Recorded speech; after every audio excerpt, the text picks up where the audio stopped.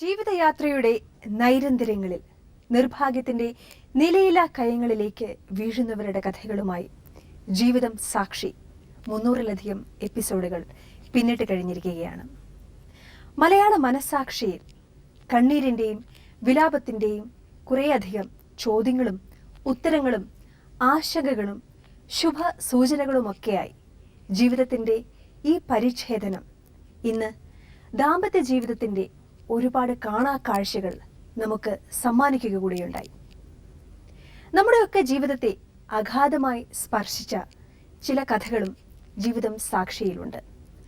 അത്തരം ചില കഥകൾ, ജീവിതത്തേക്കാൾ വിചിത്രമായ ചില കഥകൾ പ്രേക്ഷകരുടെ ആവശ്യാനുസരണം ഒരിക്കൽ കൂടി നിങ്ങളുടെ മുന്നിലേക്ക് എത്തുകയാണ്. ജീവിതം സാക്ഷി, കഥയേക്കാൾ വിചിത്രം. ഇതു ജീവിതം ജനിവൃതികൾക്കിടയിൽ ഒരു ഗീതകം. കുടുംബത്തിലെ കിലുക്കാമ്പട്ടികളാണ് കുട്ടികൾ. ജീവിതത്തിന് ഇഴയടപ്പം നൽകുന്നതും നമ്മുടെയൊക്കെ ജീവിതങ്ങളെ സാർത്ഥകമാക്കുന്നതും കുട്ടികൾ തന്നെയാണ്. എന്നാൽ ഈ വാത്സല്യ കുരുന്നുകളായ കുട്ടികളെയും ഉപേക്ഷിച്ചു പോകുന്ന മാതാപിതാക്കൾ നമ്മുടെ ഇടയിലുണ്ട്. സ്വന്തം മാതാപിതാക്കളാൽ ഉപേക്ഷിക്കപ്പെട്ട 4ഉം 7ഉം വയസ്സുള്ള 2 കുട്ടികളാണ് ഈ കഥയിലെ പരാതിക്കാർ.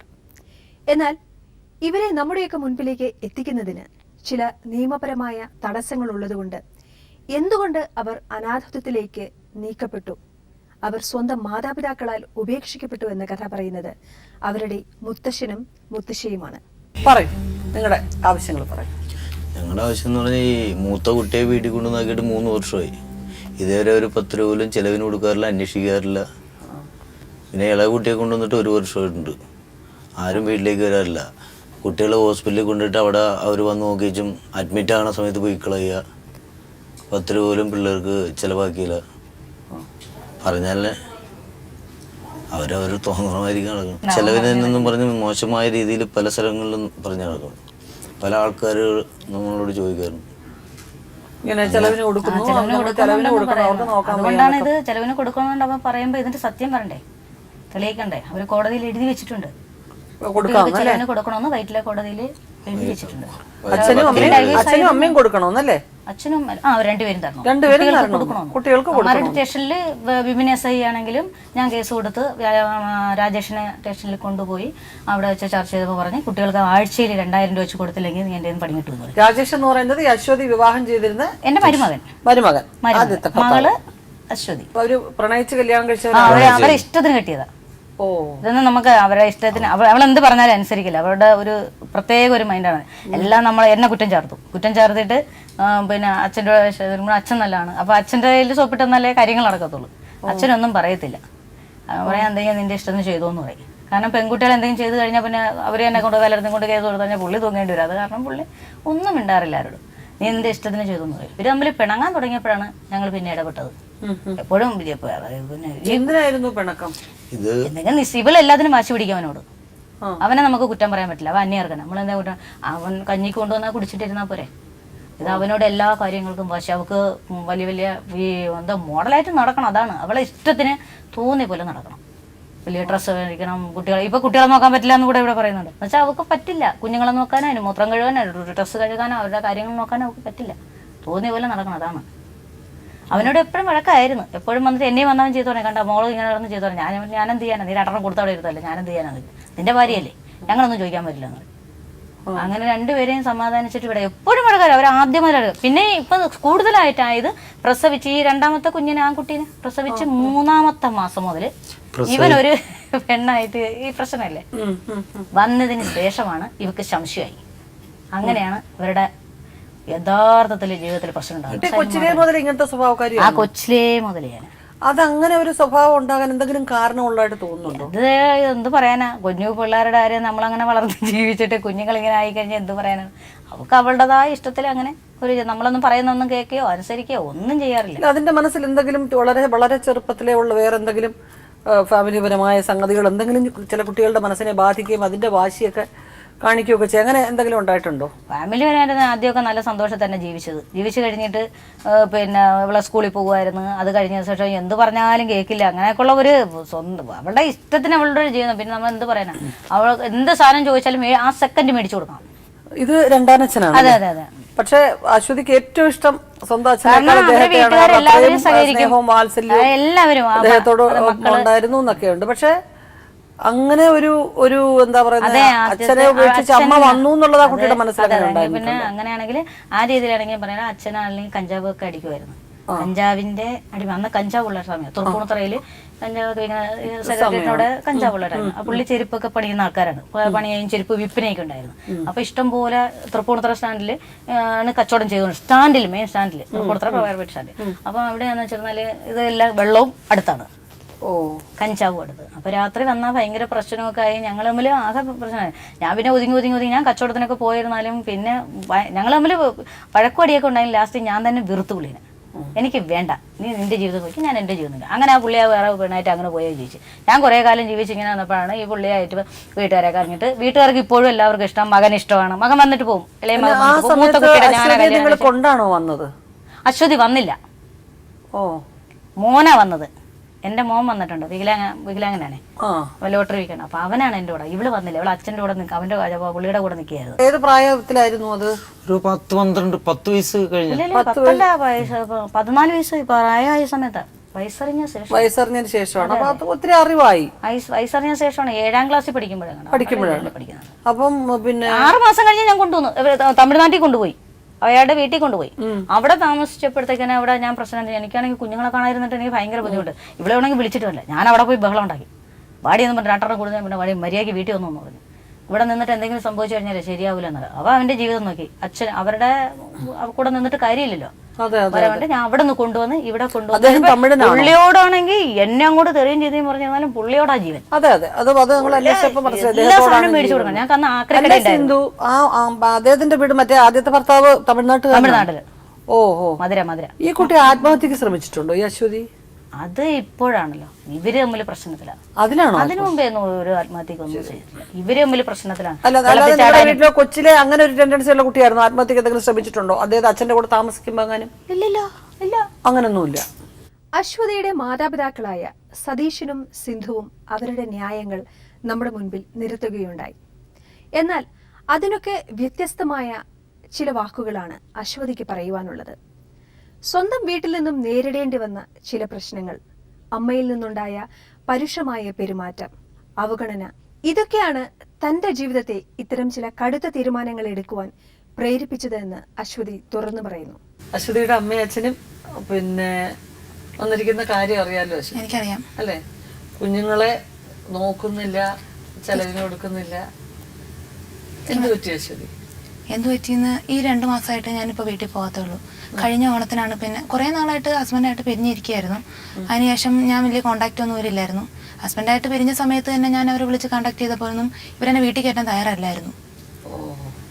നീ ഇങ്ങോട്ട് വരണ്ട, പറഞ്ഞ കാര്യങ്ങളൊക്കെ ഒരുപാട് മോശമായിട്ടുള്ള ഒരുപാട് രീതി എൻ്റെ അമ്മ പറഞ്ഞിട്ടുണ്ട്. പോട്ടെ, അതൊന്നും സാരമില്ല, അതൊന്നും ഞാൻ പറയാനും ആഗ്രഹിക്കുന്നില്ല. അതുകൊണ്ട് തന്നെ ഞാൻ വീട്ടിൽ പോകാണ്ട് കുറേ നാളൊക്കെ നിന്നു.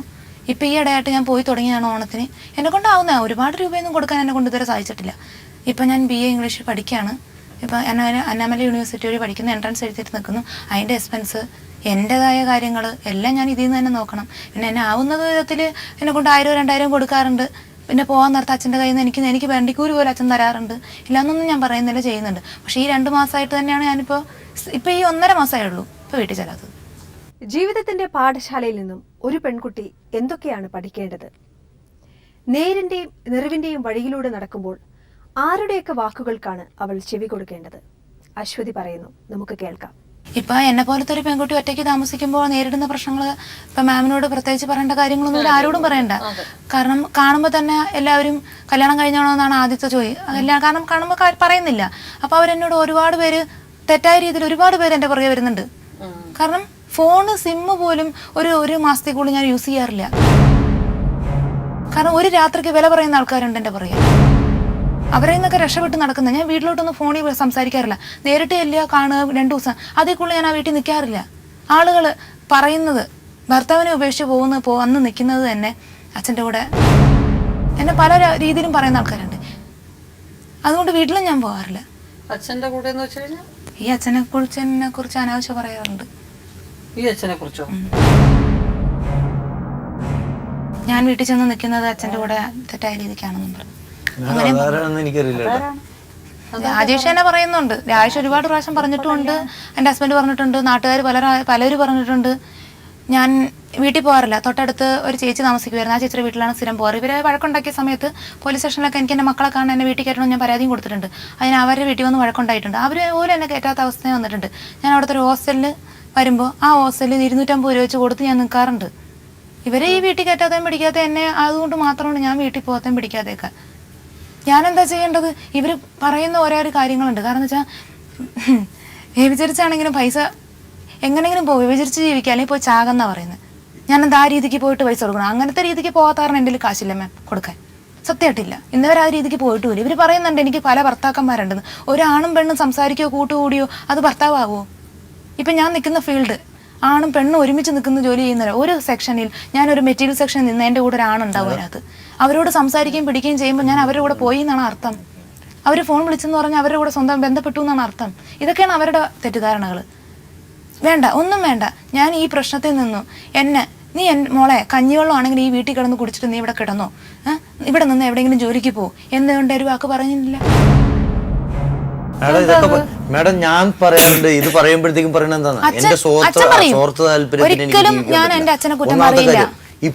ഇപ്പൊ കൂട്ടത്തിൽ രണ്ടുപേരും പറഞ്ഞു. അതിൽ ഒരുത്തന്റെ നമ്പറാണ് അന്ന് എന്നെ റെയിൽവേ സ്റ്റേഷൻ ആ കുട്ടി ഇട്ടേച്ചും പോയപ്പോ വിളിച്ചപ്പോ കിട്ടിയ നമ്പർ. അത് ഞാൻ ഇവിടെ കൊടുത്തിട്ടുണ്ട്. ഒന്നാമത്തെ കാര്യം അത്. രണ്ടാമത്തെ കാര്യം, ഓരോ പ്രാവശ്യം പോയി വരുമ്പോഴത്തേക്ക് അവന്റെ ഓരോ വിധത്തിലുള്ള ഫോട്ടോ, ഇവളുമായിട്ട് നിന്നുള്ള ഫോട്ടോ, പിന്നെ അവന്റെ ഐഡന്റിറ്റി കാർഡ്, ഇത് ലൈസൻസിന്റെ കോപ്പികള്. ലൈസൻസിന്റെ കോപ്പിയല്ല, അതെന്താന്ന് വെച്ചാൽ ഞാൻ ജോലിക്ക് രാജേഷ് ഉപേക്ഷ പോയ സമയത്ത് മഹേന്ദ്രയിൽ ജോലി ഉണ്ടായിരുന്നു. അപ്പൊ തന്നെ ഈ സൈറ്റിലെ ഈ അച്ഛനും അമ്മയും ഒരു ചായക്കട നടത്തിയിരുന്നു. അവിടുത്തെ കോർഡിനേറ്റർ ആയിരുന്നു, രജിത്ത് എന്നാണ് അയാളുടെ പേര്. ആ വ്യക്തിനെ എന്തായാലും ഞാൻ ഈ വേദിയിലേക്ക് കൊണ്ടുവരാൻ ആഗ്രഹിക്കുന്നില്ല. കാരണം എന്ന് വെച്ചാൽ അത് കല്യാണം കഴിയാത്ത ഒരു വ്യക്തിയാണ്. ഇവിടെ ഇല്ല, ഈ സ്ഥലത്തിൽ എന്റെ കൂടെ വന്നേക്കണ വ്യക്തിയിൽ അയാൾ ഇല്ല. 100% പുറത്ത് നിൽപ്പുണ്ട്. എനിക്ക് അവരെ വിളിപ്പിക്കാം, പക്ഷെ വേണ്ട, അവരെയൊന്നും നാണം. കാരണം എന്റെ പ്രശ്നത്തിന് മറ്റുള്ളവരെ നാണം കെടുത്താൻ ഞാൻ ആഗ്രഹിക്കുന്നില്ല. എന്റെ അച്ഛനമ്മേനെ പോലും ഞാൻ ആഗ്രഹിക്കാൻ ഞാൻ ഈ വേദിയിൽ വന്നതെന്ന് വെച്ചാൽ ഇവർക്കത് മനസ്സിലാവില്ല. മറ്റുള്ളവർ കാണുമ്പോൾ അതിനകത്തുള്ള ഷെയിംനെസ് എനിക്ക് ഭയങ്കരമായിട്ട് ഫീൽ ചെയ്യുന്നുണ്ട്. പോട്ടെ, അതൊക്കെ അവരെ ഞാൻ ഷെയിംനെസ്സിൽ കൊണ്ടുവരില്ല. പിന്നെ അയാൾ എനിക്കൊരു സുഹൃത്തായിരുന്നു. രാത്രി കാലങ്ങളിലാണെങ്കിലും കുട്ടിക്ക് അസുഖം വരുമ്പോൾ ഒരു ആക്റ്റീവ് എനിക്ക് സ്വന്തമായിട്ട് ഞാനൊരു ലോൺ എടുത്ത് വാങ്ങിച്ചായിരുന്നു. അതിലാണ് ഞാൻ രാത്രി പല പ്രാവശ്യവും ആദ്യത്തിന് സുഖമില്ലാതെ ഹോസ്പിറ്റലിൽ കൊണ്ടുവരുന്നത്. അവനെ ഡേ കെയറിലാക്കിയിട്ടാണ് ഞാൻ മഹേന്ദ്രയിൽ ജോലിക്ക് പോയിക്കൊണ്ടിരുന്ന സമയത്ത്. അപ്പോഴൊക്കെ ഇവരും എന്നോട് ആ ജോലി വേണ്ടാന്ന് വെച്ച് എന്നെ കളിയാക്കാറുണ്ട്. ഞാൻ അവിടെ ബാത്റൂം കഴുകാൻ പോവുകയാണെന്ന് പറഞ്ഞ് വരെ കളിയാക്കിയ സമയങ്ങളുണ്ട്. പക്ഷെ അവിടുത്തെ എന്താ ജോലി? ഇൻസ്റ്റാ കേരള സെയിൽസ് ആൻഡ് സർവീസിൽ സൂപ്പർവൈസറായിട്ടാണ് ഞാൻ വർക്ക് ചെയ്തിട്ടുള്ളത്. പക്ഷെ അതിനൊക്കെ എന്നെ കളിയാക്കി മറ്റുള്ളവരുടെ മുമ്പിൽ വെച്ച് എന്നെ ആക്ഷേപിച്ചിട്ടുണ്ട്. പോട്ടെ, എന്നിട്ടും ഞാൻ അതിൽ പിടിച്ചു നിന്നു. കുറെ കാര്യങ്ങളുണ്ട് മാം, പറയാൻ തുടങ്ങിയ ഒരു തുറക്കം പോലെ പറയേണ്ടി വരും. കുറെ കാര്യങ്ങൾ പറഞ്ഞു. രണ്ടാനച്ഛനാണ്, എന്നാലും ഒരു അശ്വതിയോട് വലിയ സ്നേഹവും വാത്സല്യമാണ്. അതുപോലെ തിരിച്ചും അശ്വതിക്ക് എത്രയും സ്നേഹമാണ് അച്ഛനോട്. എല്ലാം പറഞ്ഞു. ആദ്യം മൂത്ത ആദ്യം ഉണ്ടായിരുന്ന മനുഷ്യന്റെ ദുസ്വഭാവങ്ങളും, അദ്ദേഹം തമിഴനായിരുന്നു, അവിടുത്തെ സംഭവങ്ങളൊക്കെ പറഞ്ഞു. ആണോ, തമിഴനായിരുന്നു. അമ്മ ഇട്ടെറിഞ്ഞിട്ട് പോയ സമയത്ത് അദ്ദേഹം മരിച്ച തലയുടെ മുകളിൽ നിൽക്കുക, എന്നാലും കുറ്റം പറയല്ല. എന്നെ കൂടെ കിടക്കാൻ വിളിച്ചിട്ടുണ്ട്. കോണ്ടംസ് എൻ്റെ മുമ്പിൽ കാണിച്ചിട്ടുണ്ട്. എൻ്റെ അമ്മ പോയതല്ലേ ആ സ്ഥാനത്തേക്ക് നീ വരണമെന്ന് പറഞ്ഞ് പ്രേരിപ്പിച്ചിട്ടുണ്ട്. ബ്രാൻഡ് കലക്കി മിക്സ് ചെയ്ത് പെപ്സി കുടിക്കാൻ തന്നിട്ടുണ്ട് മയങ്ങി കിടക്കാൻ വേണ്ടിയിട്ട്. രാത്രി കാലങ്ങൾ എൻ്റെ അച്ഛനെ പേടിച്ച് വീട് പൂട്ടി, 2 താക്കോലിട്ട് പൂട്ടി ഞാൻ അകത്ത് കിടന്നിട്ടുണ്ട്. കാരണം പൂട്ടി അകത്ത് കൊളുത്തിട്ട് കഴിഞ്ഞാൽ അകത്ത് കൈ ഇട്ട് തുറന്ന് അകത്ത് വന്ന് ബെഡിൻ്റെ അടുത്തിരുന്ന് എൻ്റെ തൊടയിൽ ഇങ്ങനെ തടവുമായിരുന്നു. അമ്മയുടെ ഇതുവരെ ഞാൻ അതൊന്നും പറഞ്ഞിട്ടില്ല. അമ്മ ഇതൊന്നും ചോദിച്ചിട്ടുമില്ല. അമ്മയ്ക്ക് അറിയില്ല. ഞാൻ ഇതുവരെ അമ്മയോട് പറഞ്ഞിട്ടുമില്ല. ഞാൻ എന്താ പറയണ്ടേ? അത്രയ്ക്ക് മാനസികമായിട്ടുള്ള തളർന്ന സമയത്താണ് എന്റെ അച്ഛന്റെ നാട്ടിൽ കൊണ്ടാക്കി തരുന്നത്. 12ാമത്തെ വയസ്സിൽ എന്റെ അച്ഛന്റെ നാട്ടിൽ കൊണ്ടാക്കി. അവിടെ ചെന്നപ്പോ എന്താ, അച്ഛൻ തന്നെ കൊണ്ടാക്കിയത്. അമ്മ വിളിച്ചപ്പോന്ന് വെച്ചാ 12ാമത്തെ വയസ്സിൽ ഞാൻ 7ാം ക്ലാസ്സിൽ പഠിക്കുക. എന്താ എനിക്കറിയാം, അച്ഛൻ വന്ന് സ്കൂളിൽ ടീച്ചർമാരോടും എല്ലാവരോടും എടുത്ത് പറഞ്ഞു, എൻ്റെ അമ്മ ഒരു പെണ്ണ് പിടിപ്പിക്കുന്ന ആളുടെ കൂടെയാണ് പോയേക്കുന്നത്. നിന്നെ കൊണ്ടുപോയാൽ അവർ ചീത്തയാക്കി കളയും. നീ കൂടെ പോരുത്. ടീച്ചറെ ഒരു കാരണവശാലും അമ്മ വന്ന കുട്ടീനെ കാണിക്കരുത്. ഈ ഗേൾസ് സ്കൂൾ, തൃപ്പൂണിത്തുറ ഗേൾസ് സ്കൂളിലാണ് ഞാൻ പഠിച്ചത്. അവിടുത്തെ ടീച്ചറുടെ അടുത്ത് വന്ന് പറഞ്ഞ കാര്യമാണ്.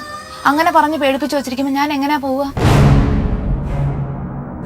അല്ല, ഈ 12 വയസ്സ് വരെ അമ്മ, ശരി, അമ്മയെ കുറിച്ച് വിശ്വാസമുണ്ട്. പക്ഷെ ഞാൻ അമ്മയെ ഒരിക്കലും കുറ്റം പറയില്ല. കാരണം എന്ന് വെച്ചാൽ എൻ്റെ അച്ഛൻ, മരിച്ചുപോയ എൻ്റെ അച്ഛൻ അദ്ദേഹം വളരെ മോശമായിരുന്നു, കള്ളു കുടിക്കുമായിരുന്നു, അമ്മേനെ എപ്പോഴും അടിക്കുമായിരുന്നു.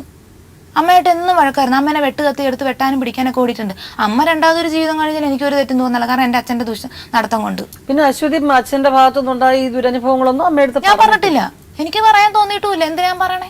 എന്നിട്ട് ഞാൻ തമിഴ്നാട്ടിലായിരുന്നു. 32 രൂപയ്ക്ക് ഏലക്ക ഫാക്ടറി ഞാൻ ജോലിക്ക് പോയിട്ടുണ്ട്. അച്ഛന്റെ കൂടെ അല്ല, അച്ഛന്റെ വീട്ടിലല്ലേ. വേറെ എനിക്ക് അമ്മ എവിടെയാണെന്ന് അറിയില്ല. ഇത് അറിയാവുന്നുണ്ടായിട്ടും അച്ഛൻ അങ്ങനെ ബലം പ്രയോഗിച്ച് ഇതുവരെ എന്നെ ഒന്നും ചെയ്തിട്ടില്ല. ആ അച്ഛൻ എന്നെ സ്നേഹിച്ചിട്ടില്ല, പക്ഷെ ഈ അച്ഛൻ എന്നെ നന്നായിട്ട് സ്നേഹിച്ചിട്ടുണ്ട്. എന്റെ അച്ഛൻ തന്നെയാണ്. ഞാൻ ഇപ്പോഴും പറയാം, എന്റെ രണ്ടാം അച്ഛനൊന്നുമല്ല, എന്റെ അച്ഛനാണ്. ഞാനത് നിഷേധിക്കില്ല ഒരിടത്തും.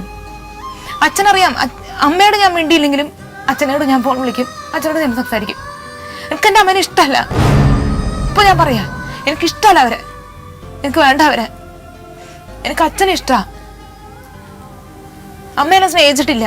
എനിക്കൊരു ഡ്രസ്സോ അല്ലെങ്കിൽ ഒന്നും, ഒരു നേരത്തെ ആഹാരം കഴിച്ചിട്ടുണ്ടോ പോലും ചോദിച്ചിട്ടില്ല അവര്. പക്ഷെ എൻ്റെ അമ്മ ഒരുപാട് പ്രാവശ്യം എന്നെ അവിടെ കിടന്ന് ചീത്ത വിളിക്കുമ്പോഴും ഈ അച്ഛൻ എൻ്റെ അടുത്ത് വരും, മോളെ അമ്മയല്ലേ, അമ്മയുടെ സങ്കടം കൊണ്ട് പറയാ, നീ ഒന്നും കാര്യമാക്കണ്ടെന്ന് അച്ഛൻ പറയാറുണ്ട്. അച്ഛന് 3 മക്കൾ വേറെ ഉണ്ട്. അവരെക്കാലൊക്കെ അച്ഛൻ ഇഷ്ടം എന്നെയാ, എനിക്കറിയാത്. എൻ്റെ സജീശന് എന്നെ ഇഷ്ടം. അതുകൊണ്ടാണ് എൻ്റെ മക്കളെ ധൈര്യമായിട്ട് ഞാൻ അവിടെ നിർത്തിയേക്കണം. എൻ്റെ മക്കളെ എൻ്റെ അച്ഛൻ പൊന്നുപോലെ നോക്കുമെന്ന് എനിക്ക് ഉറപ്പുണ്ട്. എൻ്റെ അമ്മ എന്നെ വീട്ടിൽ കയറ്റിയില്ലെങ്കിലും എൻ്റെ അച്ഛൻ നോക്കും. എത്ര കഷ്ടപ്പെട്ടാണ്. എൻ്റെ അച്ഛന് കണ്ണിന് സുഖമില്ലെന്ന് എനിക്കറിയാം. എനിക്ക് സഹായിക്കണമെന്നുണ്ട്, പക്ഷെ പറ്റണില്ല. എനിക്ക് പേടിയല്ല അവര്, എനിക്ക് പറ്റണില്ല. ഞാൻ തെറ്റായിട്ടൊരു രീതിക്ക് പോകാൻ എന്നെ കൊണ്ട് കഴിയണില്ല. പല രീതിയിലും ഒരു രാത്രി 2000 രൂപ 3000 രൂപ തരാന്ന് പറഞ്ഞ് വിളിച്ചിട്ടുണ്ട്. പൈസ ഇല്ലാത്ത സമയങ്ങളിൽ എനിക്ക് വേണമെങ്കിൽ പോകാം. എൻ്റെ സൗന്ദര്യമുള്ള സമയത്ത്, ആരോഗ്യമുള്ള സമയം വരെ ഈ ആണുങ്ങൾ വരുമായിരിക്കും. അത് കഴിയുമ്പോൾ ഞാൻ എന്ത് ചെയ്യും? ഞാൻ എങ്ങനെയാ ജീവിക്കണ്ടേ? വീട്ടിൽ പോകാൻ നിവൃത്തിയില്ല. എല്ലാവരും മാസം ലീവ് എടുത്തു പോകും. ഞാൻ അവിടെ ജോലി ചെയ്യും. അവരോടൊക്കെ പറഞ്ഞു പിടിക്കാൻ. കാരണം വെച്ചാൽ ആണുങ്ങളുള്ള സ്ഥലം, ഒരു പെണ്ണ് ഇങ്ങനെയാണെന്ന് പറഞ്ഞാൽ പല രീതിയിൽ ആക്രമിക്കാൻ ഒരുപാട് പേര് അവിടെ ഉണ്ട്. ടെക്സ്റ്റൈൽ ഫീൽഡിൽ പ്രത്യേകിച്ച്. കാരണം ഒരു ടെക്സ്റ്റൈൽ ഫീൽഡിൽ നിൽക്കുന്ന പെണ്ണിന് എന്താ പേര് നന്നായിട്ട് അറിയാവുന്ന ഒരുത്തിയാണ് ഞാൻ. എന്നിട്ട് ഞാൻ ആ ഫീൽഡിൽ നിൽക്കണമെങ്കിൽ എൻ്റെ അവസ്ഥ എത്ര കാലം ഞാൻ അവിടെ നിൽക്കാൻ പറ്റും? വിവാഹശേഷം രാജേഷും അശ്വതിയും 2 വ്യത്യസ്ത ധ്രുവങ്ങളിലൂടെയാണ് അവരുടെ ജീവിതം മുന്നോട്ട് നീക്കിയത്. രാജേഷ് മറ്റൊരു സ്ത്രീയുമായിട്ട് ബന്ധം ഉണ്ടായിരുന്നു എന്ന് മനസ്സിലാക്കിയപ്പോഴാണ് നിങ്ങൾ ഉപേക്ഷിച്ച് പ്രശ്നം തുടങ്ങി പോയതെന്ന് പറഞ്ഞു. അപ്പൊ അത് സത്യമാണെന്ന് നിങ്ങൾക്ക് ബോധ്യപ്പെട്ടോ? അദ്ദേഹത്തിന് വേറൊരു സ്ത്രീയായിട്ട് ബന്ധമുണ്ടെന്നുള്ളത് സത്യമാണെന്ന് എനിക്ക് ബോധ്യപ്പെട്ടത് കൊണ്ടാണ് ഞാൻ. കാരണം വെച്ചാൽ എന്താ രാജേഷ് എന്താ പറഞ്ഞ ആണെന്ന് പറഞ്ഞു? ആണെന്നൊന്നും പറഞ്ഞില്ല. ഒരു സൗത്ത് റെയിൽവേ സ്റ്റേഷനിൽ ഫ്ലാഷ് വിൽക്കുന്ന ഒരു അജിത എന്ന് പറഞ്ഞൊരു പെൺകുട്ടിയുണ്ട്. പക്ഷെ അവള് കല്യാണം കഴിഞ്ഞ് 2 കുട്ടികളുള്ളതാണ്. എൻ്റെ ഹസ്ബൻഡ് ജയിലിലായിരുന്നു. അപ്പോൾ അവളായിട്ട് ഇച്ചിരി പോക്ക് വരവൊക്കെ ഉണ്ടായിരുന്നു. പക്ഷെ രാജ് എന്നെ കുടിച്ചിട്ട് വീട്ടിൽ വരും. എന്നും കുടിക്കും. കുടിച്ചിട്ട് വീട്ടിൽ വന്നിട്ട് പൈസയൊക്കെ ഉണ്ടല്ലോ. ഈ ഗൗരി എർത്ത് മ്യൂസാണ് നടത്തുന്നത്. അപ്പോൾ അണ്ടർഗ്രൗണ്ടിൻ്റെയും മറ്റിൻ്റെയൊക്കെ ജോലി ആയതുകൊണ്ട് അന്നൊന്നും നല്ല പൈസയാണ്. അപ്പോൾ സ്വർണ്ണങ്ങളായാലും എല്ലാം. പക്ഷെ രാജിൻ്റെ സ്വഭാവം എന്ന് പറഞ്ഞാൽ എല്ലാം പുള്ളിക്കാരന് മാത്രം മേടിക്കണം, പുള്ളിക്കാരന് ചെയ്യണം, പുള്ളി നല്ല ഡ്രസ്സിലിടണം, നല്ല രീതിയിൽ നടക്കണം. അല്ല മക്കളോ അല്ലെങ്കിൽ ഞാനോ ഒന്നും ഇല്ല. എൻ്റെ മക്കളൊരു തുണി ഇട്ടിട്ടുണ്ടെങ്കിൽ പോലും അച്ഛൻ വാങ്ങിച്ചു തന്നതാ. എൻ്റെ അച്ഛൻ വാങ്ങിച്ചു കൊടുത്തത് ആ കുട്ടി ആദ്യമായിട്ട് എൻ്റെ മോളൊരു ഡ്രസ്സ് ഇട്ടിരിക്കുന്നത്. എൻ്റെ മോനും അതെ. എൻ്റെ മോൻ ആദ്യമായിട്ട് അച്ഛൻ അല്ലെങ്കിൽ എൻ്റെ മോള് അച്ഛാന്ന്, എൻ്റെ അപ്പാപ്പാന്ന് എൻ്റെ ആ മോള് വിളിച്ചത്. ഒരിക്കലും അച്ഛാന്ന് വിളിച്ചില്ല. കാരണം അയാൾ സ്നേഹിച്ചിട്ടില്ല. പക്ഷെ അന്നും പറഞ്ഞ സ്നേഹം ഇല്ലായ്മയില്ല അയാൾക്ക്. നല്ല സ്നേഹമാണ്. അറിയില്ല കാരണം അയാളുടെ അച്ഛൻ കുഞ്ഞിലെ ഇതേപോലെ ഉപേക്ഷിച്ചു പോയ ഒരു വ്യക്തിയാണ്. പിന്നെന്താ വെച്ചാൽ ഒരു പെണ്ണിൻ്റെ കൂടെ ഞാൻ കണ്ടപ്പോൾ എനിക്ക് പറ്റിയില്ല, എനിക്കത് ഉൾക്കൊള്ളാൻ കഴിഞ്ഞില്ല. കാരണം അയാൾ അത്രയും എന്നെ ഉപദ്രവിച്ചിട്ടുണ്ടെങ്കിൽ പോലും ഞാൻ അയാളെ വെറുത്തില്ല. പക്ഷെ ആ ഒരു സംഭവം എന്നെ ഒരുപാട് തളർത്തി കളഞ്ഞ കാര്യമാണ്. അതിൻ്റെ ഇടയ്ക്ക് എന്നെ എല്ലാവരും കൂടി പ്രഷർ, ഈ അമ്മയുടെ ഭാഗത്തുനിന്ന് അവളാ കൂടെ പോകുന്നു, നീ അത് ചെയ്യാത്തത് നീന്ന്, നാട്ടുകാരെ കുറേ പേര് ഫ്രണ്ട് ഇയാളുടെ ഫ്രണ്ട്സ്. അതിൻ്റെ ഇടയ്ക്ക് ഇയാൾ കുറേ കടങ്ങൾ ഉണ്ടാക്കി വെച്ചു. എനിക്കുണ്ടായിരുന്ന സ്വർണ്ണങ്ങളും വണ്ടിയും കാര്യങ്ങളെല്ലാം വിറ്റിട്ട് ആ കടങ്ങൾ ഞാൻ ഒരുപാട് തീർത്തു. 4 ലക്ഷം രൂപ വരെ കടം ഉണ്ടായിരുന്നത് തീർത്തു. എല്ലാം കൂടി ആയപ്പോൾ എനിക്ക് വെറുപ്പായി. പിന്നെ അയാൾ വന്ന് തൊടുമ്പോൾ എനിക്ക് ഇഷ്ടമല്ലായിരുന്നു, ഞാൻ സമ്മതിക്കില്ലായിരുന്നു. സത്യമുള്ള കാര്യമാണ്. എനിക്ക് അയാളായിട്ട് വരുന്നത് പോലും എനിക്ക് ഇഷ്ടമല്ലാത്തൊരു ബന്ധമായിപ്പോയി. അങ്ങനെ ഒരു മനസ്സ് വെറുത്ത് കഴിഞ്ഞാൽ ഒരിക്കലും നമുക്ക് അയാളുടെ കൂടെ ജീവിക്കാൻ പറ്റില്ല. അങ്ങനെ തന്നെയാണ് അയാൾ പോയപ്പോഴും ഞാൻ പിന്നെ അയാളെ കോൺടാക്ട് ചെയ്യാനും പിടിക്കാനൊന്നും നിന്നില്ല. പോട്ടെ, കുറേ നാളൊക്കെ അയാൾക്ക് വേണ്ടി എത്രയോ പ്രാവശ്യം ഉപേക്ഷിച്ച് ഈ 2 മക്കൾ എനിക്ക് ഉണ്ടാകുന്നതിന് മുമ്പ് അയാൾ എത്രയോ പ്രാവശ്യം എന്നെ ഉപേക്ഷിച്ചിട്ട് പോയിട്ടുണ്ട്. ഞാൻ അവരോട് വെച്ച് നോക്കിക്കോളൂ. എത്ര വാടക വീട് ഞങ്ങളെടുത്ത് താമസിച്ചിട്ടുണ്ട്. എന്നും എനിക്ക് വീട്ടിൽ നിന്ന് എനിക്ക് ഭാര്യ കെട്ടി വീട്ടിൽ വന്ന് നിൽക്കാനെന്നുള്ളൂ. എന്നാലും പക്ഷെ ഞങ്ങൾ വിളിച്ചവരെ 2 ദിവസം ഒന്നിച്ചാക്കും. കഴിയുമ്പോ ഒരു കുടുംബം പിരിഞ്ഞു പോകുന്ന അച്ഛൻ പറഞ്ഞു, രാശ നീ അങ്ങനൊന്നും ചെയ്യാൻ പാടില്ല, മക്കളല്ലേ, നിന്റെ ഭാര്യയല്ലേ, നിന്റെ കുട്ടികളല്ലേ എന്നും പറഞ്ഞ അച്ഛൻ പിന്നെയും ചെറുപ്പിക്കും. ഇയാൾ 10 ദിവസം വേണ്ടായിരിക്കും 11 പിന്നെയും തുടങ്ങും. നിങ്ങൾ കോണ്ടാക്ട് ചെയ്യാനും പോകും? ഞാൻ പിന്നെ ആ ഒരു സംഭവത്തിന് ശേഷം ഞാൻ പോയിട്ടില്ല. അതിനു മുമ്പൊക്കെ ഞാൻ ചെയ്യുമായിരുന്നു. പിന്നെ ഈ ഇങ്ങനെ ഈ കോടതിയിലെ കേസ് എങ്ങനെ എത്തി? ഞാൻ തന്നെ കൊണ്ടുപോയി. കാരണം 4 വർഷമായി, 3 കൊല്ലമായിട്ട് എന്നെ തിരിഞ്ഞു നോക്കാനുള്ള എവിടെയാണ് എന്തിന്. എനിക്കെന്തിനാ എന്റെ ഫ്രണ്ട്സും കാര്യങ്ങളൊക്കെ പറഞ്ഞു, നിനക്കെന്തിനാ ഇങ്ങനെ ഒരു ബന്ധം, കള, നീ എത്ര നാൾ ഈ ടെക്സ്റ്റൈൽസിൽ നിൽക്കും. അല്ല ഈ പിന്നെ ഈ കുഞ്ഞിനെ ഇളയ കുട്ടിയാക്കിയിട്ട് ഇളയ കുട്ടിയുടെ കാര്യം എനിക്കറിയില്ല. കാരണം ഞങ്ങൾ തമ്മിൽ പിരിയണതിന് മുമ്പ് പാലക്കാടായിരുന്നു താമസം, ധോണി എന്ന് പറഞ്ഞ സ്ഥലത്തായിരുന്നു. അവിടെ വെച്ച് ഒരു ദിവസം രാത്രി ഇങ്ങനെ എന്നും കുടിക്കുകയും പിടിക്കുകയൊക്കെ ചെയ്യും. പക്ഷെ ഇയാൾ കുടി കഴിഞ്ഞ് കഴിയുമ്പോൾ പെണ്ണുങ്ങളുടെ കാര്യം പറയും എന്നോട്. ഞാൻ ആ പെണ്ണിന്റെ അടുത്ത് പോയിരുന്നു, ഈ പെണ്ണ്. അപ്പൊ എന്നെ ദേഷ്യം പിടിപ്പിക്കും. പക്ഷെ അതെനിക്ക് വലിയ ഫീലായിരുന്നു. അപ്പൊ ഞാൻ അയാളെ അടുത്തൊന്നും പോവുകയും പിടിക്കുകയൊന്നും ചെയ്യില്ലായിരുന്നു, ഒരിക്കലും പോയില്ല. കാരണം 1 മാസം വരെ ഞങ്ങൾ ആ വീട്ടിലുണ്ടെങ്കിൽ പോലും ഞങ്ങൾ ഭാര്യ ഭർത്താക്കായിട്ട് ചെയ്തിട്ടില്ല. ഇളയ കുഞ്ഞിനെ ഇട്ടിട്ടാണ് എന്നെ വീട്ടിൽ നിന്ന് ഇറക്കി വിട്ടു. ഒരു ദിവസം രാത്രി ഇതേപോലെ എന്നും വന്നു കഴിഞ്ഞാൽ ഞങ്ങൾ പാലക്കാട്, ഞാൻ ആത്മഹത്യക്ക് ശ്രമിച്ച ശേഷം എന്നെ പാലക്കാടിലേക്ക് പിന്നെയും ഞാൻ ഇയാളുടെ കൂടെ തന്നെ പോയി ജീവിച്ച സമയത്ത് എന്നും കുടിച്ചു കഴിഞ്ഞിട്ട് വീട്ടിൽ നിന്ന് ഇറങ്ങിപ്പോയി. വീട്ടിൽ ഈ ഒരാഴ്ച ഇടക്ക് വെച്ച് ഉപേക്ഷിച്ച് പോയ സമയത്ത് ഹിന്ദുസ്ഥാനിൽ എനിക്ക് മഹേന്ദ്രയിൽ ജോലി ഉണ്ടായിരുന്ന സമയത്ത് ഞാൻ ഒരു പ്രാവശ്യം ഇതേപോലെ ജോലി ചെയ്തുകൊണ്ടിരുന്ന സമയത്ത് ഇയാൾ ഒരു ദിവസം എന്നോട് ഫോൺ വിളിച്ചിട്ട് പറഞ്ഞു എനിക്ക് കാണണമെന്ന് പറഞ്ഞു. അപ്പോൾ അത്രയും ദിവസം ഞാൻ കാണാതെ പിടിക്കാതെ അയാളെ വെറുത്തിരുന്ന്. പിന്നെ ഒരു ദിവസം സൂപ്പറിൽ എൻ്റെ മോനെ എങ്ങനെ ഒന്ന് കാണിച്ചു തരാമെന്ന് പറഞ്ഞപ്പോൾ ഞാൻ കാണിച്ചു കൊടുക്കാൻ തയ്യാറായി. അങ്ങനെ ഞാൻ കാണിച്ചു കൊടുക്കാൻ തയ്യാറായിട്ട് അയാളെ ഈ സൗത്ത് റെയിൽവേ സ്റ്റേഷനിൽ ഞാൻ വന്നു. അയാളെ കൊണ്ടുവന്ന് കാണിച്ചു കൊടുത്തപ്പോൾ അയാൾ ലാസ്റ്റ് അയാൾക്ക് എൻ്റെ കൂടെ തന്നെ ജീവിക്കണം. ഞാൻ പറഞ്ഞ് ഞാൻ വരില്ല, എൻ്റെ കൂടെ ജീവിക്കണം, തനിക്ക് പോകാം, തൻ്റെ മോനെ കാണണമെന്ന് പറഞ്ഞുകൊണ്ടല്ലേ ഞാൻ കൊടുക്കുന്നത്, എനിക്ക് ഇയാളുടെ കൂടെ ജീവിക്കാൻ പറ്റാം. ഇയാൾ എൻ്റെ കാലെ പിടിച്ച് കരഞ്ഞു. പിന്നെ എനിക്ക് മനസ്സലവ് കൊണ്ട് ഞാൻ വാടക വീട്ടിൽ, ഒറ്റയ്ക്ക് താമസിച്ച വാടക വീട്ടിൽ ഞാൻ കൊണ്ടുവന്നു. അവിടെ കൊണ്ടുവന്ന ശേഷം പക്ഷേ എനിക്ക് അയാൾക്ക് ഞാൻ മഹേന്ദ്രയിൽ ജോലി ചെയ്യുമ്പോൾ എനിക്ക് അവിടെ മുഴുവൻ സ്റ്റാഫ് ആമ്പിള്ളേരായിരുന്നു. അവരെന്നെ മാഡം എന്നാണ് വിളിക്കുന്നത്. മാഡം എന്താ ചെയ്യേണ്ടത്, ഏതാ ചെയ്യേണ്ടത്, നാളത്തെ ഡ്യൂട്ടി എന്താണ്, അങ്ങനെ എന്താ ഫോൺ വിളിക്കും രാത്രി എന്ന് വെച്ചാൽ ഒരു 7-8 മണിയൊക്കെ ആകുമ്പോൾ വിളിക്കും. അല്ലെങ്കിൽ ചിലപ്പോൾ എന്തെങ്കിലും അത്യാവശ്യമുള്ളപ്പോൾ സാറുമാർ വിളിക്കും. ഇയാൾ അതും പറഞ്ഞ് ചൂഷണം ചെയ്യാൻ തുടങ്ങി. എന്നോട് ജോലിക്ക് പോകരുതെന്ന് പറഞ്ഞു. ഞാൻ പറഞ്ഞു നടക്കില്ല. അതിൻ്റെ ഇടയ്ക്ക് ഞാൻ ഈ പറയുന്നുണ്ടല്ലോ, എനിക്ക് വേറൊരാളായിട്ട് ഫോട്ടോ ഉണ്ടായിരുന്നു. അയാൾ എനിക്ക് നല്ലൊരു സുഹൃത്തായിരുന്നു. എനിക്ക് സാമ്പത്തികമായിട്ടും കുട്ടിക്ക് അസുഖം വരും. രാത്രി ആദ്യത്തിന് പ്രസവത്തിൽ സംഭവിച്ചതാണ് അവന് ആസ്മ വരുന്നത്. ആസ്മ 2 മണിക്കൊക്കെ ആസ്മ വന്നു കഴിഞ്ഞാൽ അവന് പിടിച്ചു നിൽക്കാൻ പറ്റില്ല. അപ്പോൾ ഞാൻ തന്നെ രാത്രി ബൈക്കിൻ്റെ മുരണ്ടിൽ ബെൽറ്റ് ഇട്ടിരുത്തി ഞാൻ കൊണ്ടുപോകും. അപ്പോൾ ഈ വീട്ടിൽ വിളിക്കുമ്പോൾ ഞങ്ങൾക്കൊന്നും വരാൻ പറ്റില്ലെന്ന് പറഞ്ഞാൽ അമ്മ പറയും. കൂട്ടിന് ആരുമില്ല, ഞാൻ അയാളെ വിളിക്കും. അപ്പോൾ അയാൾ എൻ്റെ കൂടെ വരാറുണ്ട്. പിന്നെ പൈസ എൻ്റെ 10 പൈസ ഉണ്ടാവില്ല. ആ സമയത്ത് 1000 രൂപ 2000 തരാൻ പറഞ്ഞാൽ കടമായിട്ട് മേടിച്ചിട്ട് ഞാനുള്ളപ്പോൾ ഞാൻ കൊടുക്കുകയും ചെയ്യുമായിരുന്നു. അതായിരുന്നു ഞങ്ങളുടെ ഇടയ്ക്കുള്ള ബന്ധം. അച്ഛൻ പല പ്രാവശ്യം ചോദിച്ചിട്ടുണ്ട്, നിങ്ങൾ തമ്മിൽ എന്തെങ്കിലും ബന്ധമുണ്ടോ, നീ വിവാഹം കഴിക്കണമെങ്കിൽ പറ. ചോദിച്ചിട്ടില്ലെന്ന് ചോദിച്ചു നോക്കൂ. ഞാൻ അപ്പോഴും പറഞ്ഞിട്ടുണ്ട്, ഞങ്ങൾ തമ്മിൽ നല്ല സുഹൃത്ത്, ഒരിക്കലും ഞങ്ങൾ തമ്മിൽ വിവാഹം കഴിക്കില്ല. അച്ഛൻ അങ്ങനെ തെറ്റിദ്ധരിക്കേണ്ട, എനിക്കൊരു വിവാഹം വേണ്ട എന്ന് ഞാൻ പറഞ്ഞിട്ടുണ്ട് അച്ഛനോട് ഞാൻ പറഞ്ഞിട്ടുണ്ട്.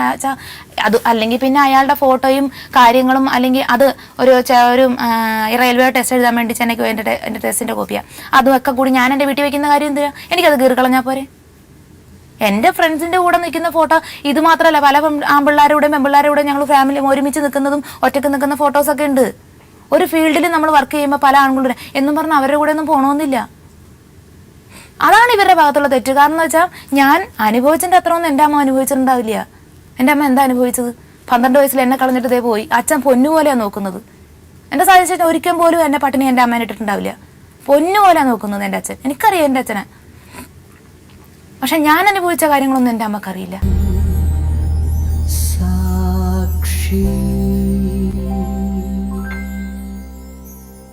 ഏറ്റവും ദുഃഖകരമായ അവസ്ഥ, ആ ബന്ധത്തിലുണ്ടായ 2 കുഞ്ഞുങ്ങൾ, അവർ ഇവരുടെ അകൽച്ചയിലൂടെ അനാഥരുമായി മാറുകയായിരുന്നു. ഇയാൾ ഒരു ദിവസം കള്ളും കുടിച്ച് വന്നു ഇങ്ങനെ എന്നെ കുടിയും ബഹളം കഴിഞ്ഞ് എൻ്റെ ബാഗ് എടുത്ത് പുറത്തിട്ട് ഇറങ്ങിപ്പൊടിയെന്ന് പറഞ്ഞു. അതിൻ്റെ തലേന്ന് പോയി ഞാനൊരു സിമ്മ് കൊടുത്തൊരു ഫോണും വാങ്ങിച്ചായിരുന്നു. അതിന് തെളിവുണ്ട്. കാരണം ഇയാളെന്ന് വെച്ചാൽ ഈ ഫോൺ വിളിക്കുമ്പോൾ അപ്പോഴും വഴക്കാം.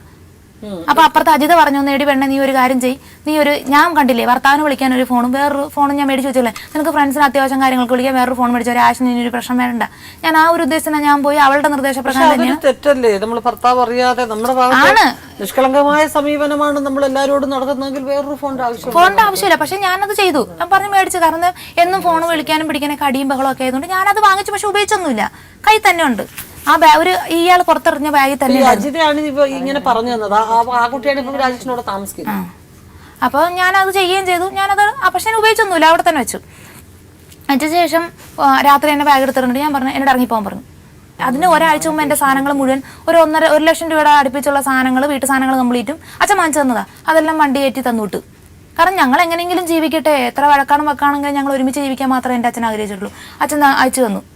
10 പൈസ പോലും അയാൾ കൊടുത്തിട്ടില്ല. വണ്ടിക്കാശ് മുഴുവൻ എറണാകുളത്ത് നിന്ന് പാലക്കാട് വരെ കൊണ്ടുവന്നത് അയാൾ കൊടുത്തില്ല, അച്ഛൻ തന്നെ കൊടുത്തത്. അതിനുശേഷം ഇയാൾ ഇറക്കി പോകാൻ പറഞ്ഞപ്പോൾ എനിക്കും വാശിയായി. കാരണം എത്ര നാളെന്നും പറഞ്ഞ് ഞാനിങ്ങനെ അവിടെ ഞാൻ ഇഷ്ടപ്പെടാതെ തന്നെ എന്നെ ഉന്തിത്തള്ളി കൊണ്ടുവന്നു. എന്നിട്ട് എന്നെ വീട്ടിൽ നിന്ന് ഇറങ്ങിപ്പോയി. എന്നും ഇത് തന്നെ ബഹളം. എന്നും വൈകുന്നേരം വരുമ്പോൾ വൈറ്റ് ഡ്രം കയ്യിലുണ്ടാവും. എന്നും രാവിലെ മീൻ വറുത്ത് വെച്ചിരിക്കണം, മീൻ മേടിച്ച്. അത് നിർബന്ധമുള്ളതാണ്. അല്ലെങ്കിൽ 10 മുട്ട ബുൾസൈ ഉണ്ടാക്കി വെക്കണം, ഇത് നിർബന്ധമാണ്. അല്ലെങ്കിൽ വീട്ടിൽ ബഹളമാണ്.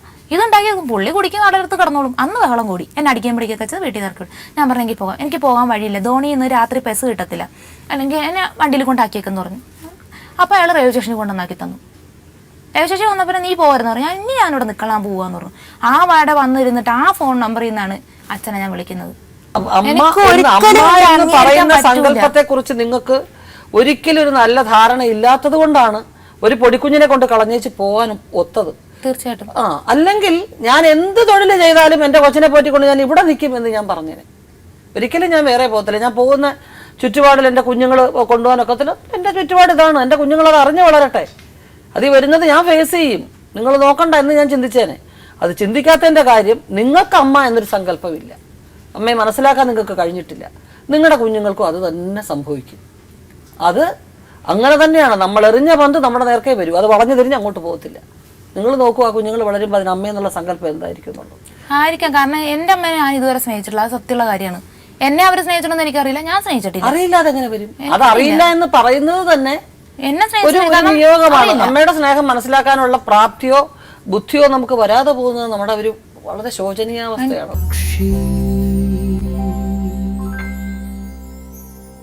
കുടുംബവും കുട്ടികളും അവരുടെ ആഹ്ലാദാരവങ്ങളും നിറഞ്ഞ സ്നേഹസംഗീതമാണോ വിവാഹ ജീവിതം? അതോ അനന്തവിഹായസിലൂടെ പാറിപ്പറന്ന് നടക്കുന്ന ഒന്നാണോ ജീവിതം? രണ്ടിലേതായാലും അശ്വതി ആദ്യം തന്നെ സ്വന്തം തീരുമാനവും സ്വന്തം ജീവിതവും തിരഞ്ഞെടുത്തു കഴിഞ്ഞിരുന്നു. നമുക്കൊരാളോട് സ്നേഹമോ വിശ്വാസമോ, നമ്മൾ ശമ്പളം കൊടുക്കുന്ന ജോലിക്കാരി ആയിക്കോട്ടെ, അവര് നോക്കും എന്ന് വിശ്വാസം ഇല്ലെങ്കിൽ ചെയ്യില്ല. നിങ്ങൾക്ക് ഇഷ്ടമില്ലാത്ത, ഇത്ര ഇഷ്ടമില്ലാത്തൊരു സ്ത്രീയുടെ കൂടെ നിങ്ങൾ എന്തിനീ കുഞ്ഞുങ്ങളെ വളർത്താൻ കിട്ടും? എന്റെ അച്ഛൻ അവിടെ ഉണ്ട്. അത് പറഞ്ഞിട്ട് കാര്യമുണ്ടോ? എന്റെ അച്ഛൻ ഈ അച്ഛൻ ഇല്ലായിരുന്നെങ്കിൽ നിങ്ങൾ എന്ത് ചെയ്യുമായിരുന്നു? ഒരുപക്ഷെ ഞാൻ അവർ രണ്ടുപേരും അനാഥാശ്രമത്തിൽ നിർത്തി ഞാൻ പോയി നോക്കുമായിരുന്നു. അപ്പോഴും നിങ്ങൾ വളർത്തത്തില്ല. എന്നെ കൊണ്ട് പറ്റുന്നതാണെങ്കിൽ ഞാൻ പറഞ്ഞില്ലേ മാം, എന്താണ് പറ്റാത്തത്? എനിക്കറിയില്ല. എനിക്ക് ഒരു വീട് എടുത്ത് വാടകയ്ക്ക് എടുത്ത് ഞാൻ താമസിച്ചിരുന്നത്, ഞാൻ നോക്കിയത് വരുന്നതാണ്. പക്ഷെ ഒരു സാഹചര്യത്തിൽ എനിക്ക് നോക്കാൻ പറ്റുമായിരുന്നെങ്കിൽ ഞാൻ നോക്കിയായിരുന്നു. നോക്കാൻ പറ്റില്ലാത്തതുകൊണ്ടാണ് ഞാനിപ്പോ ഭർത്താവ് വരച്ചിട്ട് എത്ര സ്ത്രീകൾ കൊച്ചു കുഞ്ഞുങ്ങളെ കൊണ്ട്, നിങ്ങളെക്കാൾ പ്രായത്തിൽ കുറഞ്ഞ സ്ത്രീകൾ ഈ ലോകത്ത് ജീവിക്കുന്നു.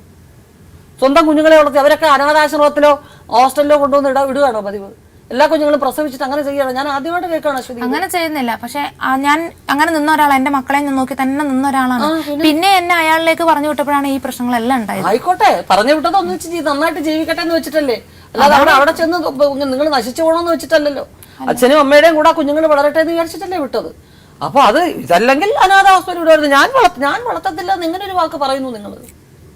എനിക്കിപ്പോ അവരെ നോക്കാൻ എന്നെ കൊണ്ടെന്ന് വെച്ചാൽ ആ കൂടെ കൊണ്ടുപോയി നിർത്തി ഒരു വീടെടുത്ത് വാടകയ്ക്ക് എടുത്ത് അവരെ നോക്കാൻ പറ്റില്ല. അല്ല, പറ്റില്ല എന്ന് പറയാം. നിങ്ങൾ ഒരിക്കലും നിങ്ങളെ സിന്ധുവിനെ കുറ്റം പറയരുത്. നിങ്ങൾ പറയുകയേ ചെയ്യരുത്. നിങ്ങൾ പറഞ്ഞ നിങ്ങളുടെ ആസ്പെക്റ്റിലുള്ള സിന്ധു എന്താണോ അതിന്റെ 1000 മടങ്ങ് നിങ്ങൾ ഒരു ക്രൂരയായ സ്ത്രീയായിട്ടാണ് എനിക്കിപ്പോ തോന്നുന്നത്. അങ്ങനെ ഒരു വാക്ക് നിങ്ങൾ ഉച്ചരിക്കാനേ പാടില്ല. ഞങ്ങളെ കൊണ്ട് നോക്കാൻ വയ്യ. നിങ്ങൾ നോക്കണ്ട. എന്റെ കൊച്ചിനെ ഞാൻ വിട്ടുതരത്തില്ല, ആർക്കും വിട്ടുകൊടുക്കത്തില്ല. ഞാൻ വളർത്തും എന്റെ കൊച്ചിനെ. ചെല്ലുന്നിടത്ത് എന്തനുഭവിക്കുന്നു? അത് ഇത്രയും ഭർത്താക്കന്മാരില്ലാത്ത ആൾക്കാർ ഈ ലോകത്ത് എന്തോന്ന് എല്ലാവരും ഓടിപ്പോകണം, എല്ലാവരും അറ്റാക്ക് ചെയ്ത് എല്ലാവരും കഥന് കെട്ടിക്കൊണ്ടിരിക്കുകയാണോ? അതൊക്കെ ഒരു കഥയാണോ അശ്വതി പറയുന്നത്? ഞാനൊരു ഭയങ്കര സുന്ദരിയാണ്, എന്നെ എല്ലാവരും കഥന് കേട്ടാ നടക്കുന്നവരാണ്, എന്നെ ഇങ്ങനെ ചാക്കിട്ട് പിടിക്കാൻ നടക്കുന്നവരാണെന്ന് പറയുന്നതൊക്കെ നമ്മുടെ ഒരു മനോരോഗത്തിന്റെ ലക്ഷണമാണ്. നേരത്തെ പറഞ്ഞു അശ്വതി, എനിക്ക് കുറച്ച് മനോരോഗമുണ്ട്. ആത്മഹത്യാ പ്രവണത എന്ന് പറയുന്ന ഒരു രോഗമാണ്. ഞാൻ ഇങ്ങനെയൊന്നും അല്ലായിരുന്നു. ഞാൻ എങ്ങനത്തെ ആയിരുന്നവർക്ക് നന്നായിട്ട് അറിയാം. എൻ്റെ മക്കൾക്ക് വേണ്ടി ജീവിച്ചിരുന്ന സമയങ്ങളും കാര്യങ്ങളും എനിക്കറിയില്ല. എൻ്റെ സ്വഭാവങ്ങൾ എന്താ ഇങ്ങനെ മാറിപ്പോയെന്ന്. ഇപ്പൊ ഈ ഇടയായിട്ടൊക്കെ തന്നെയാ എപ്പോഴും ചിന്തയും കാര്യങ്ങളും അറിയില്ല. ഒരുപക്ഷെ ഞാൻ കൊണ്ടുപോയി കഴിഞ്ഞാൽ, ഞാൻ അവരെ കൊണ്ടുപോയി കഴിഞ്ഞാൽ ഞാൻ എന്താ അവരെ ചെയ്യാന്ന് എനിക്കറിയില്ല. ഞാൻ അവരെയും കൊന്നു കളഞ്ഞിട്ട് ഞാനും ചാവും. അതെന്നെ കൊണ്ട് എന്റെ മൈൻഡ് ഇപ്പൊ അതാ. ഞാൻ പറഞ്ഞത് നമ്മളൊരു കുഞ്ഞിനെ, ഒരു പൊടിക്കൊച്ചിനെ കൊണ്ടുവന്ന് കളഞ്ഞേച്ച് നിങ്ങൾ രാത്രി അങ്ങ് പോയി. അപ്പൊ എന്ത് സംഭവിച്ചാലും കുഴപ്പമില്ല, എന്റെ ജീവിതത്തിൽ എന്തായാലും കുഴപ്പമില്ല. എന്തായാലും ഞാൻ എന്റെ കുഞ്ഞുങ്ങളെ ഞാൻ എങ്ങനെയെങ്കിലും വളർത്തും. നിനക്കത് വളർത്താൻ കഴിവില്ല കുഞ്ഞെ, ഞങ്ങൾ നോക്കിക്കോളാന്നവരായിട്ടെടുത്തെങ്കിൽ കുഴപ്പമില്ലായിരുന്നു. മേഡം, ഒരു കാര്യമുണ്ട്. ഇവളെന്തുകൊണ്ട് ഞാൻ സ്നേഹിക്കില്ല എന്ന് പറയുന്നതെന്നറിയാം? ഞാൻ ഈ പുള്ളീനെ തരം താഴ്ത്തില്ല, ഒരിക്കലും താഴ്ത്തില്ല. അവരുടെ മക്കളെ മുമ്പിലും ആരുടെ മുമ്പിലും. ഞാൻ അറിയാതെ 1 രൂപ പോലും അവൾക്ക് കിട്ടിയിട്ടുമില്ല. ചോദിച്ചു നോക്ക് നേരിട്ട്. ഈ പൈസ മൊത്തം ഞാനാ കച്ചവടം നടത്തുന്നവള്, ഞാനാ ക്യാഷിൽ എഴുതുക, ഞാനാ വീട്ടുകാരി നടത്തുന്നത്. എത്ര രൂപ ഉണ്ടെങ്കിലും ഇപ്പോൾ തന്നെ എത്ര രൂപ കൈ കിട്ടിയാലും എൻ്റെ കയ്യിലാണ് കൊണ്ടുവരണം. എൻ്റെ മകൻ പണിയെടുത്ത് ലോട്ടറി വിറ്റ് കൊണ്ടുവന്നത് എൻ്റെ കയ്യിൽ, പുള്ളി പണിയെടുത്ത് എൻ്റെ കയ്യിൽ കൊണ്ടു. അവൾക്ക് എന്ത് കൊടുത്താലും അവളെ എന്ത് കാര്യം കൊണ്ട് ഞാൻ പറഞ്ഞ എന്നെ ഇത്തിരി കുറ്റം പറഞ്ഞു, അച്ഛനെ സ്നേഹിക്കട്ടെ, പുള്ളിയെ എനിക്ക് ഒച്ചാക്കണം എനിക്കിഷ്ടമല്ല എന്ന രീതിയിൽ പറഞ്ഞ് ഞാൻ പറയും അവൾക്ക് എന്താ വേണ്ടതെന്ന് വെച്ചാൽ തന്നെ കൊടുത്തു. എന്നെ അറിയാതെ 1 രൂപ പോയിട്ട് 50 പൈസ പോലും ഇവള് വാങ്ങിയിട്ടില്ല. അത് എല്ലാ കുടുംബത്തിലും അങ്ങനെയൊക്കെ അങ്ങനെ തന്നെ. കാരണം പുള്ളിനെ ഞാൻ താഴ്ത്തി കിട്ടാം. അതുകൊണ്ടാണ് അവൾക്ക് ആ തോന്നൽ അല്ല, അതുകൊണ്ട് അദ്ദേഹത്തോട് ഈ കാശ് കൊടുക്കുന്ന വെച്ചിട്ടല്ല കുട്ടിക്ക് സ്നേഹം, അല്ലാതെ തന്നെ സ്നേഹമുണ്ട്, നന്നായിട്ട് നോക്കുന്നുണ്ട്. അതാണ് അവൾക്ക് വേണ്ടി നമ്മൾ സ്നേഹിക്കുന്നില്ല. നമ്മൾ ഓരോ കാര്യങ്ങൾ പറയുമ്പോൾ അവളെ അങ്ങനെ പോകരുതെന്ന് പറയുമ്പോൾ ഞാൻ പറയുന്നത് ഇഷ്ടപ്പെടില്ല.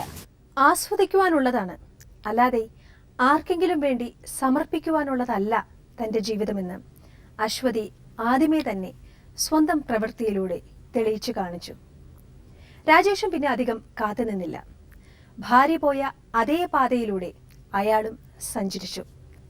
എന്നാൽ നമ്മുടെയൊക്കെ മനസാക്ഷിക്ക് മുൻപിൽ ചോദ്യചിഹ്നങ്ങളായി നിൽക്കുകയാണ് അവരുടെ രണ്ടുപേരുടെയും 2 പിഞ്ചു കുഞ്ഞുങ്ങൾ. ഞാൻ എന്നിട്ട് ജോലിക്ക് ശ്രമിച്ചു. ഉള്ളൂര് കൊണ്ടുവന്നിട്ട് ഒരു ഹോം നേഴ്സിന്റെ സെന്റർ ഉണ്ട്. എന്റെ കയ്യിൽ എന്തായാലും എനിക്ക് കൊണ്ടുനടക്കാൻ പറ്റില്ല, ഞാനും വീടും കൂടുതലാണ് നടക്കണേണ്. അപ്പോ അത് ജോലിക്ക് ശ്രമിച്ചപ്പോ ഐഡന്റിറ്റി കാർഡ് ഇങ്ങനത്തെ സാധനങ്ങളൊന്നും ഇല്ല, അത് വേണമെന്ന് പറഞ്ഞു. അതില്ല. അപ്പൊ ഞാൻ ചോദിച്ചു നിനക്ക് എൻ്റെ കൂടെ ജീവിക്കാൻ താല്പര്യമുണ്ടോ, എൻ്റെ കൂടെ പോരാന്ന്. നേരെ മംഗലാപുരം കൊണ്ടുപോയി. എനിക്ക് മംഗലാപുരം കുറച്ച് പരിചയമുള്ള സ്ഥലമാണ്. ഞാൻ അവിടെ പോയി അവിടെ സുഖമായിട്ട് 2 ആളും പണിയെടുത്ത് ജീവിച്ചു, കുഴപ്പമില്ലാണ്ട് പോയി.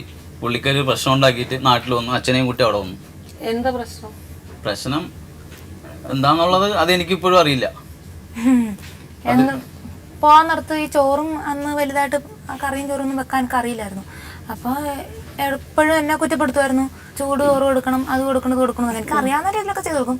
ചോറൊക്കെ വലിച്ചെറിയും, എന്നെ അടിക്കും, അങ്ങനെയൊക്കെ ചെയ്യുമായിരുന്നു. അപ്പോൾ അവിടെ വെച്ച് ഞാൻ കൺസീവ് ആയപ്പോൾ അടുത്ത വീട്ടിലെ ഓണറാണ് കൊണ്ടുപോയി എന്നെ ടെസ്റ്റ് ചെയ്തപ്പോൾ കൺസീവ് ആണെന്ന് പറഞ്ഞത്. അതിൻ്റെ തലേന്ന് തന്നെ അടിക്കുകയൊക്കെ ചെയ്ത് വയറ്റി ചവിട്ടുകയൊക്കെ ചെയ്തായിരുന്നു. കലങ്ങി പോട്ടെ എന്നൊക്കെ പറഞ്ഞു. അങ്ങനെ എന്നിട്ട് പിറ്റേ ദിവസം രാവിലെ എഴുന്നേറ്റ് വീട് കൂട്ടിയിട്ട് എന്നെ പുറത്താക്കിയിട്ടാണ് പോയത്. 2 കുരുന്നുകളുടെ ജീവിതം, അതിൽ ഒരു മുത്തശ്ശനും മുത്തശ്ശിയും നൽകിയ കഥ ഒന്നാണ്. പക്ഷേ അവർക്ക് പറയാനുള്ളതിൽ നിന്നും വ്യത്യസ്തമായ ഒരു കഥയായിരുന്നു അവരുടെ അമ്മയായ അശ്വതിക്ക് പറയുവാനുള്ളത്. എന്നാൽ അതിൽ നിന്നും വളരെ വ്യത്യസ്തമായ ചില കാര്യങ്ങളാണ് അവരുടെ ഭർത്താവായ രാജേഷിന് പറയുവാനുള്ളത്.